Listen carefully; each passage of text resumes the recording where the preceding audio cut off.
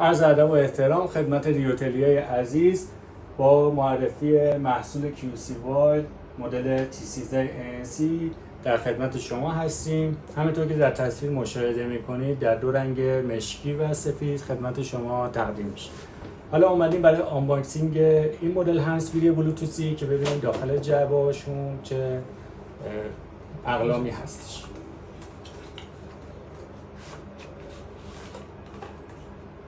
همینطور که مشاهده میکنید روی جعبه لیبل گارانتی روش ثبت شده که 6 ماه گارانتی با شرکت اصلی خدمتتون تقدیم میشه.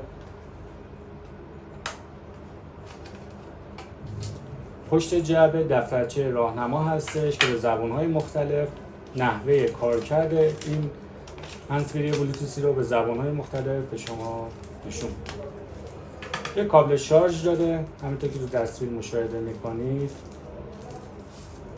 این کابل شارژ دستگاه هستش، سریع تایپ C میخوره.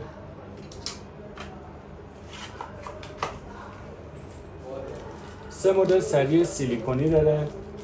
اینجا من براتون توی تصویر اگر قابل نمایش باشه بهتون نشون بدم که سایزهای کوچیک، سایزهای بزرگ برای گوشهای شما و کیس خود دستگاه.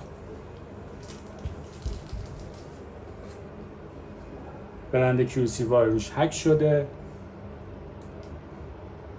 گوشی‌های خود هندزفری که دوتا گوشی هست و یه دکمه ریست داره برای برگردوندن و تنظیم کارخونه و سوکت شارژ خود کیس دستگاه. این دستگاه حدود 6 تا 7 ساعت شارژ نگه میداره برای استفاده مداوم و خود کیس قابلیت نگه داشتن شارژ تا 3 روز الی 4 روز رو داره و 4 تا 5 بار هم همزمان میتونید که از هندزفریتون استفاده بکنید و دوباره شارژش بکنید. در خدمتتون هستیم با معرفی محصولات.